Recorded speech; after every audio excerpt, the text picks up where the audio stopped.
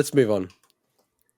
So for our final news story, just covering quickly the release of the RetroTink 5X Pro. So I'll try to run through this pretty quickly. I think if you want to go for a deeper dive, check out Modern Vintage Gamer, My Life in Gaming, and Retro RGB. So that's Bob from Retro RGB. They're all really great channels, really great resources for nerds like me who love retro consoles, retro gaming, and then how do you know, get the best advantage out of modern technology with that. So yeah, with the RetroTink, just quickly, Mike Chi, who's the person behind the company, he's a very cool guy. He's an electrical engineer who was like, oh, okay, I want to get back into retro gaming. Found it was really hard to do some of the basic stuff. And I actually bought one of his first products. So basically, it was a hat. So a hat is like a component of technology that goes on top of another piece of electronics for the RetroPie. So you have like the Raspberry Pi, and you could actually plug it on top of the Raspberry Pi and provide output, composite output to TVs.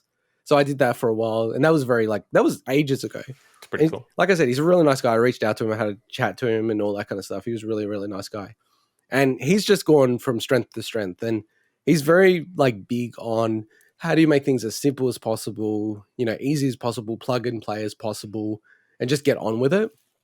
And I think here, and I think for you, Swinny, you should definitely pay attention to this product. For me, this product, the whole genesis of the product, the idea of it is you take your old consoles, so NES, Super Nintendo, Nintendo 64, everything pre HDMI, and then his device, this 5X Pro, you just plug it in, and then you've got an HDMI output, plug it into your TV, and it's going to work. And this is the best product, I would say, for anyone who's happy to spend the money for it. It's 100% the best product. Now, it's not perfect. There are some issues, I think, with PAL signals, which is important for us because we're in the PAL region. It can be a bit funny, but he's always been really good with updating firmware. I mean, the reality is he's in America. He probably doesn't even have some of these consoles that people have now tested it on. And he's very quick, and, he's actually got, easily firmware updatable hardware. Mm-hmm. So he can actually go through and fix this. But essentially what it does at a very quick pace, it's electronics. So there's almost no delay. And he's very transparent about the delay. Like some of these products, he's like, it's a 53 microsecond delay, right? And you think about it, like a frame in a 60 FPS game is like 1,667, microseconds. You know what I mean? And he's like 53 microsecond delay. The guy, like everyone else would say it's lag free, but he's like so transparent and honest, this guy. Cool. I really, really like the guy. And essentially I like mics. Mics are the best. What it does is, if you think about like a Super Nintendo, like simplistically, this is not exactly true, but simplistically, there's 240 horizontal lines, right? And this is why these things in the old days used to be called line doublers, because they would take each line and then double it, turn it into a 480 sort of P sort of signal, which most, even TVs could cope with the 480. TVs can't cope with the 240. They just aren't built for it. But this one, and this is why it's 5X, because it actually can multiply it 5 times and even 6 times.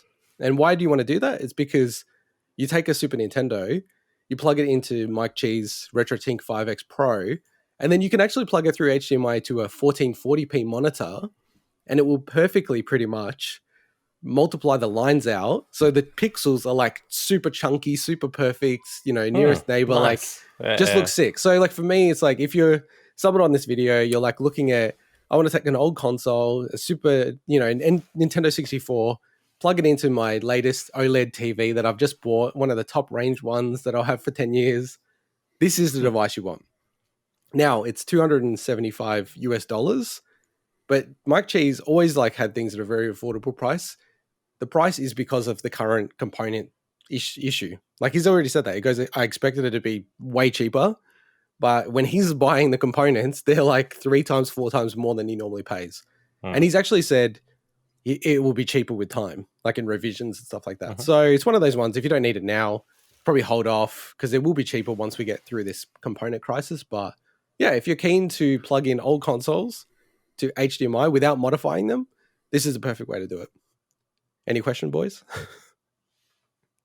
Nope, sounds good. Nope. Thank you very much for that. Good job, awesome Mike. info. And then I should say one time, like we will cover Mister. I actually might buy Mister, and then we'll cover it through that way. So that's one way to do it. All right, let's go to my favorite